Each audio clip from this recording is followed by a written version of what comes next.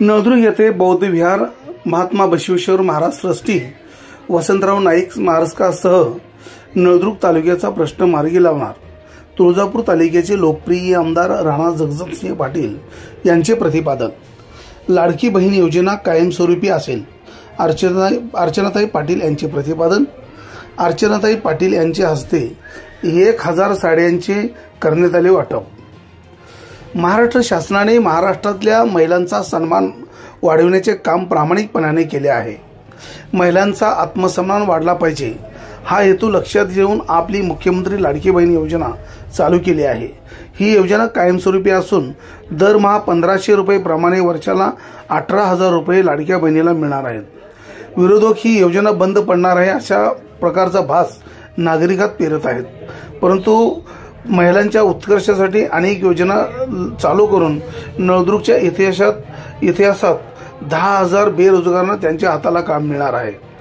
याचबरोबर बौद्ध विहार महात्मा बसवेश्वर महाराज ट्रस्टी वसंतराव नाईक स्मारक नवीन पाईपलाईन पाणी टाकी MIDC यांच्या सह नळदुर्ग तालुक्याचा प्रश्न मार्गी लावणार आहोत असे परखड मत तुळजापूर तालुक्याचे लोकप्रिय आमदार राणा जगजितसिंह पाटील यांनी केले। नुकतेच नळदुर्ग येथे अंबाबाई मठात नळदुर्ग शहरात गरीब महिलांचा राणा जगजितसिंह पाटील व अर्चनाताई पाटील यांच्या वतीने साड्या वाटप करण्यात आले। त्या प्रसंगी ते बोलत होते। मुख्यमंत्री लाडकी बहीण योजना कदापि बंद होणार नाही, कारण ही योजना महायुती सरकारने बंद पाडण्यासाठी चालू केलेली नाही, तर माझ्या लाडक्या नंदांनी घाबरून जायचं नाही। ही योजना कायमस्वरूपी चालू असेल असे प्रतिपादन जिल्हा परिषदेच्या माजी उपाध्यक्षा अर्चनाताई पाटील यांनी केले। तुळजापूर तालुक्याचे लोकप्रिय आमदार राणा जगजितसिंह पाटील व अर्चनाताई पाटील यांचे आगमन होताच महिलांनी गुलाब पुष्पाची उधळण करत या दोघांचे स्वागत केले। यावेळी भाजपाचे नेते सुशांत भुमकर, नेते रणजित सिंह राजा ठाकूर, माजी नगरसेवक संजय बताले, माजी प्रभारी नगराध्यक्ष नय्यर जागीरदार, शहराध्यक्ष धीमाजी घुगे, पद्माकर घोडके, गणेश मोरडे, माजी चेअरमन दत्तात्रय कोरे, संजय विठ्ठल जाधव, बबन चौधरी, श्रमिक पोद्दार सागर हजारे, निरंजन राठोड, डॉक्टर स्वाती जितेंद्र पाटील, कल्पनाताई गायकवाड, क्षमाबाई राठोड, बबलू राणे, पांडू पुदाले, बंडू पुदाले, संभाजी कांबळेसह महायुतीचे भरगच्च कार्यकर्ते उपस्थित होते। कार्यक्रम संपल्याच्या नंतर 1000 महिलांना स्वतः अर्चनाताई पाटील यांच्या हस्ते साडी वाटप करण्यात आले। सागर डुकरे यांनी रांगोळीच्या माध्यमातून लाडकी बहीण योजनांची प्रतिकृती काढली असून सागर डुकरे यांचे आमदार राणा पाटील यांनी डोक्यावर हात ठेवून कौतुक केले व कार्यक्रमाच्या स्थळासमोरील रांगोळी ही कार्यक्रमाचे आकर्षण ठरले।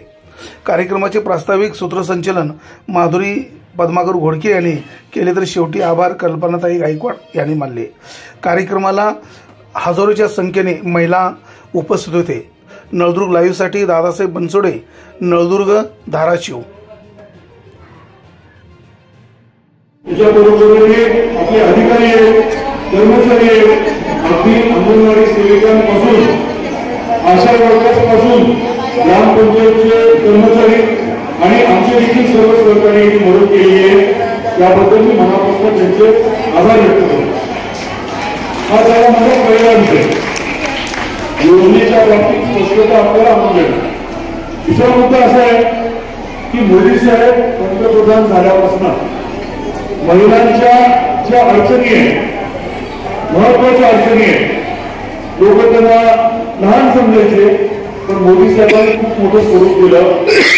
घरकुलाचा विषय, शौचालयाचा विषय, गॅस सिलेंडर आणि स्टोव्हचा विषय, काही लोक म्हणतील सिलेंडरच्या किमती कमी जास्त, पण लाकूड किंवा गौऱ्या वापरून जेवण बनवणं आणि गॅसचा सिलेंडर वापरून स्टोव्ह बनवणं याच्यामध्ये आरोग्याच्या दृष्टीने प्रचंड फरक आहे, तुम्ही जाणता। आणि आता तर मोदी साहेबांनी देशभर पूर्ण देशामध्ये पिण्याचं पाणी घरापर्यंत नळाने मिळावं ही योजना राबवायला सुरुवात केली आहे, जलजीवन मिशनच्या माध्यमातून।